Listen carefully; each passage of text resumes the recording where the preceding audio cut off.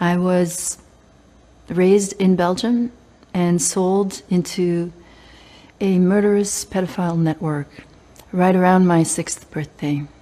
I was used in this network for 5 years and a half. Adult men that were part of this exclusive club were there for various reasons, but there was a lot of alcohol, a lot of drugs, and the children were the commodity, the highest, the most valued commodity, and were used for sex mostly. But there were a number of aristocrats that were part of this club who also liked killing children. And then my time had come. At the age of 11, I was about to be killed. I was tortured because someone who had protected me for a while and then abused me really badly was done with me. I was strapped to a butcher's block. That was black from the blood of all the children that had come before me.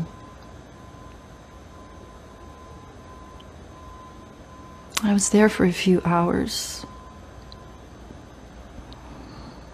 My body is full of scars, and every scar reminds me of the moment.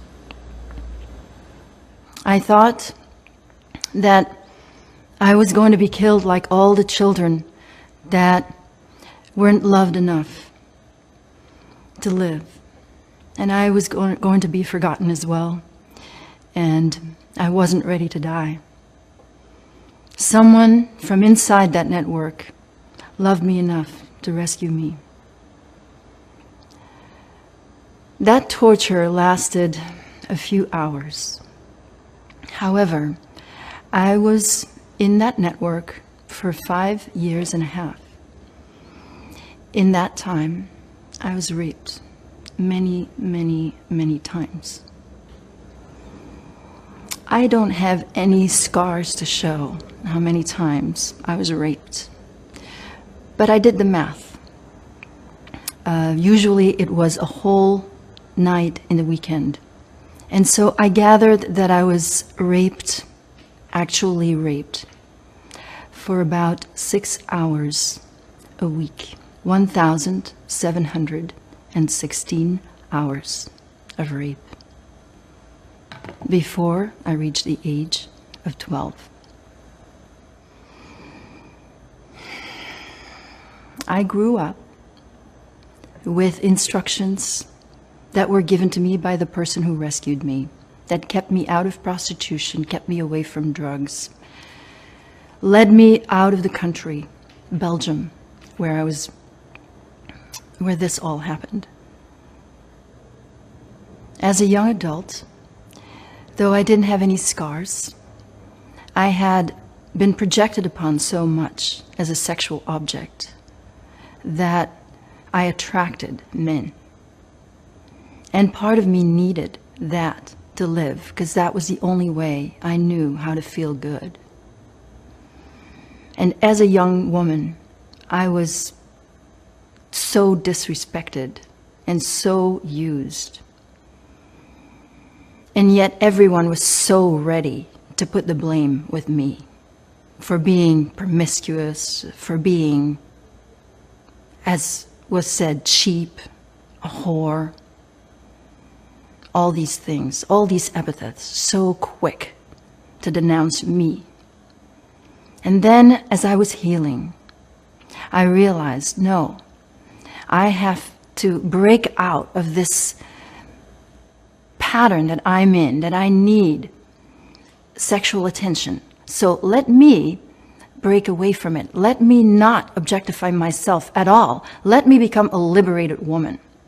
And so I worked for decades and decades, feeling into all the pain of what was done to me, all the betrayal of being sold by my parents. children are the most vulnerable of our population. So we want to create a society where children will be safe, where children will have a community around them. Every child deserves safety. No child deserves what I went through and what millions of children each day go through. But unfortunately, the way the system is right now, that is part of the system.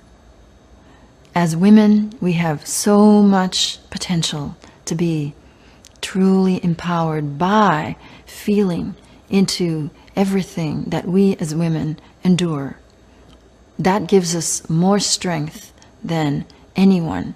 All that pain, behind all that powerlessness and that humiliation, really feeling into what was done to me, really understanding that it wasn't me, that at the end of the day, I'm okay. I was a child. I was being victimized. It wasn't my fault.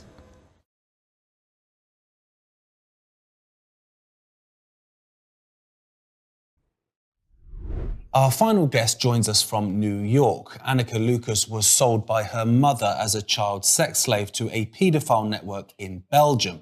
Anneke was raped daily by older men, many of them prominent Belgian politicians, until she was 11 years old. At 11, she was considered no longer useful to the network. She was tortured to be killed. She was saved from death by a man negotiating with a politician in charge of the network. Anneke, thank you so much for talking to us. The first thing that really struck me was the fact that you were sold by your mother. As a parent, I struggle to compute that. How do you process that? That's a lifelong process because, of course, my mother is the person that I was closest to.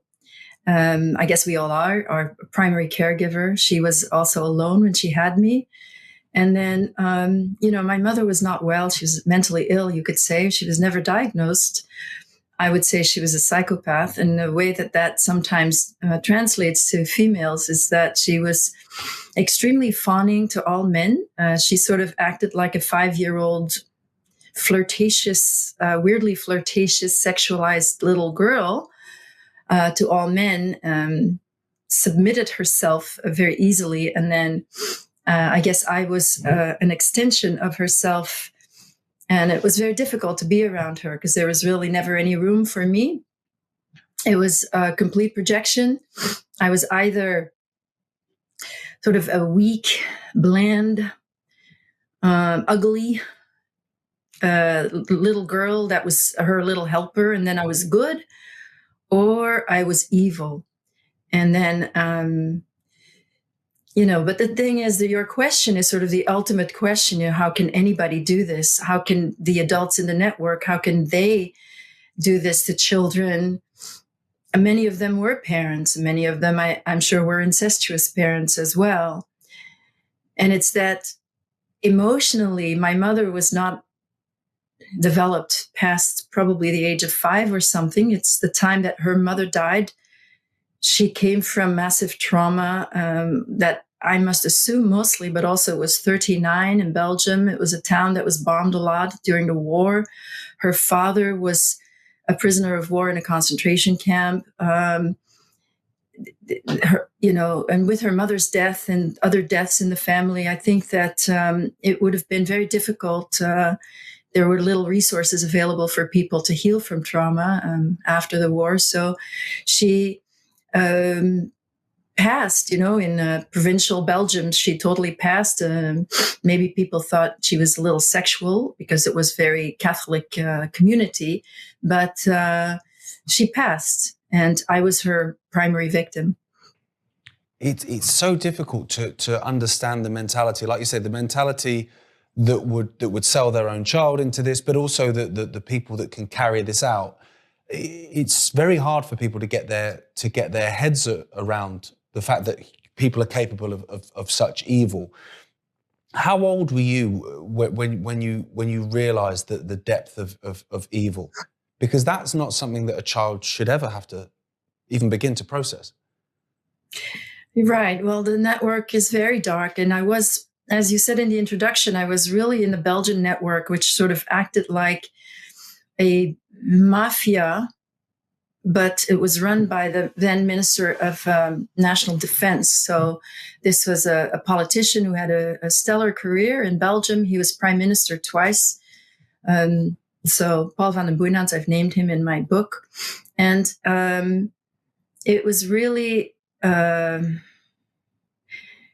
connected to, so it was a local network, if you will, a Belgian local net. The Belgians it's a small country, as you know. It was a small network, but they were connecting through Satanism to other more highly placed Satanists, and used children as a commodity always. So I was used both from the age of 6, when I started being trafficked.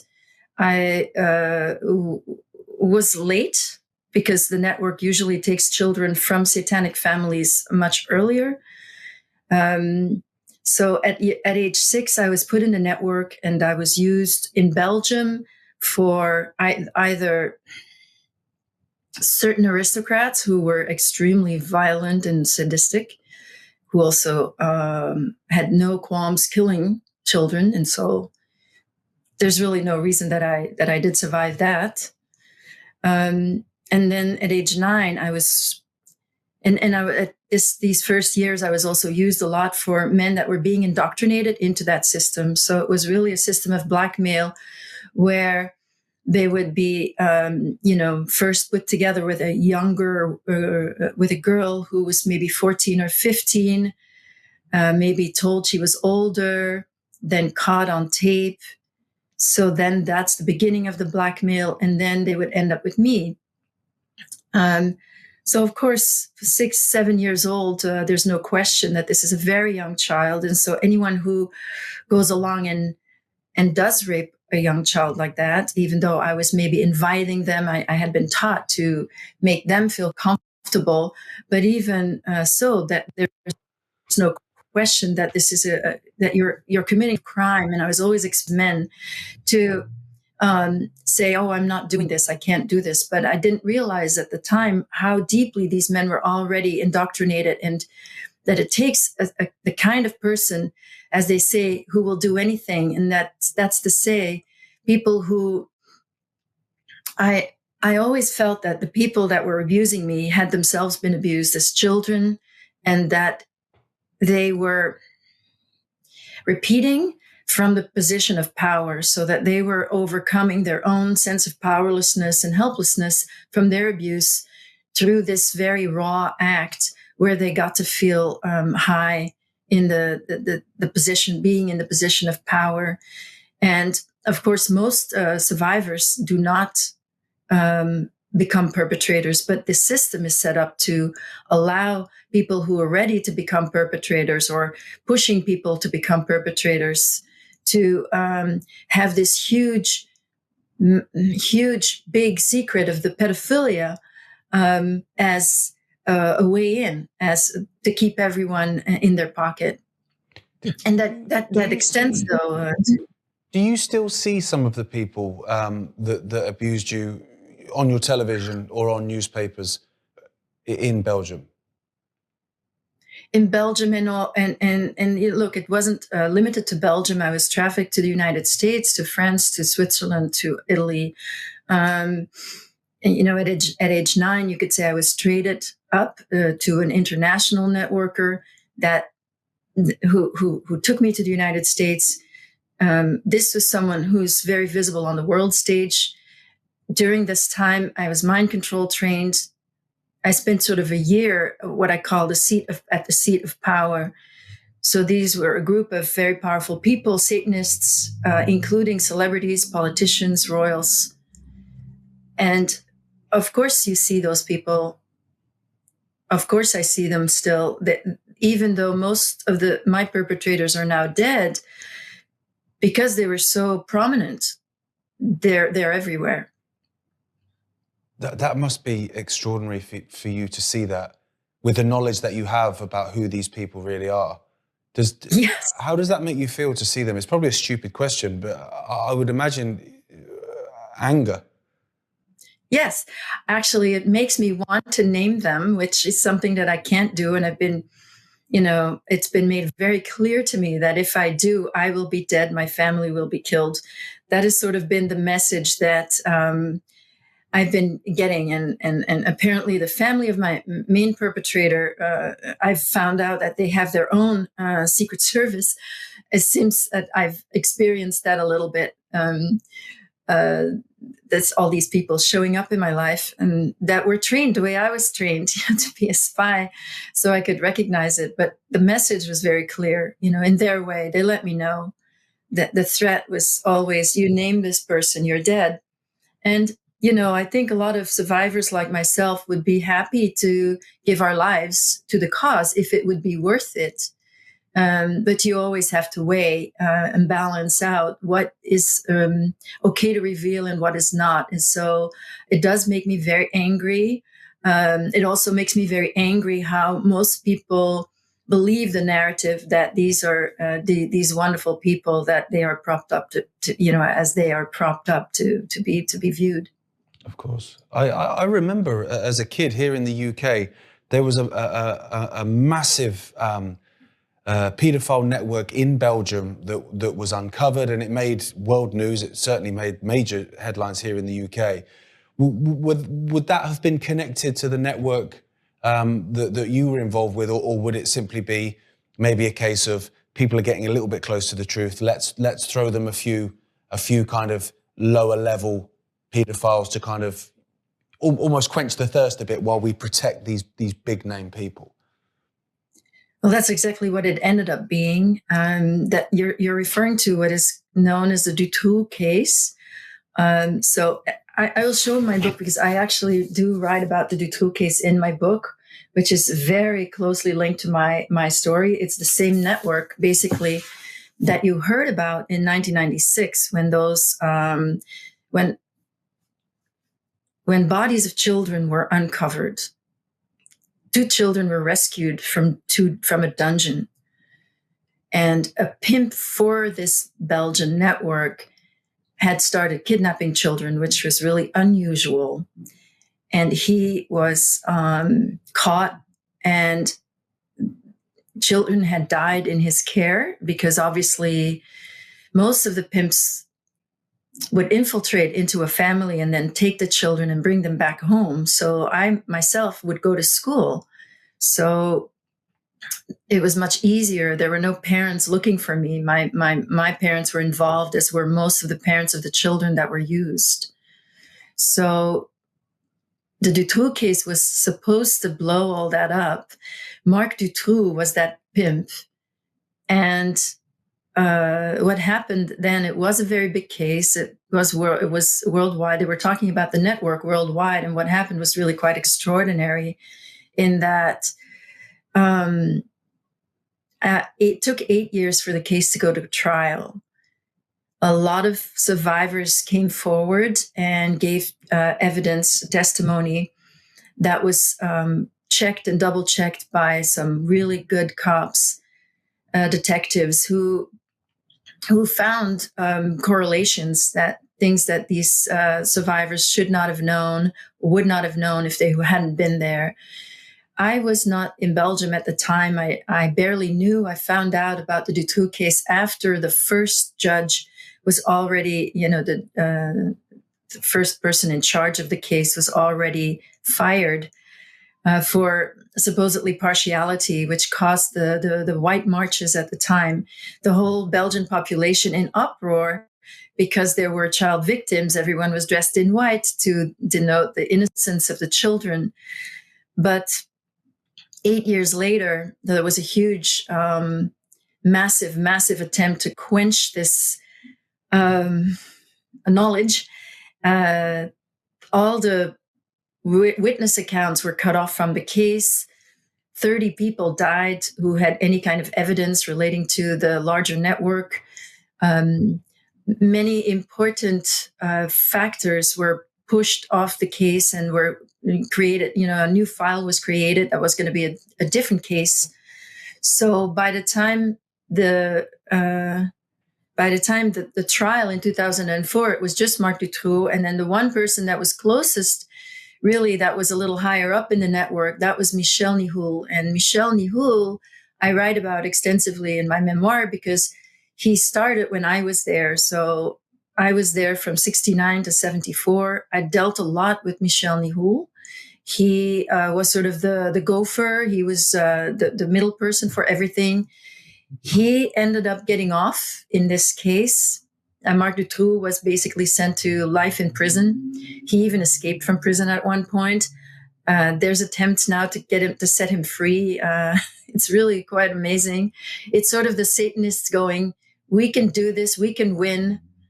And yeah, almost mocking in a way, and absolutely mocking. I think that's a big sign of Satanists when they're mocking victims, mocking anyone who the victims were also, the survivors were also extremely mocked and derided, and of course this is something that continues. Of course. Well, it's a way for them to exert even more power over you and make you feel helpless.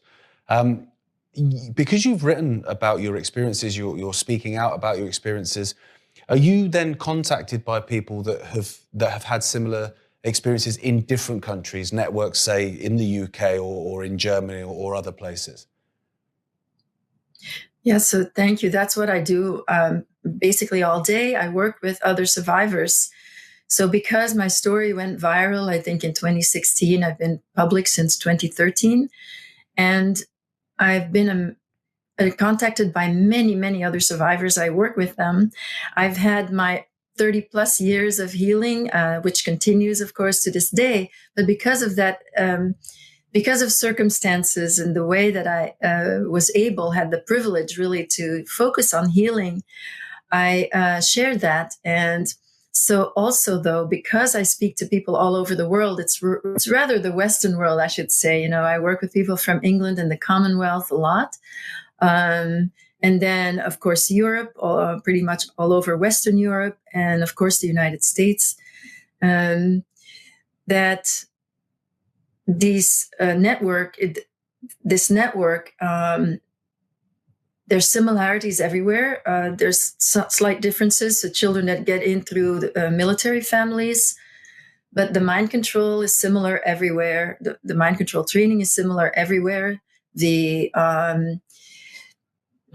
purpose for each child is different depending on their rank. That depends on their families.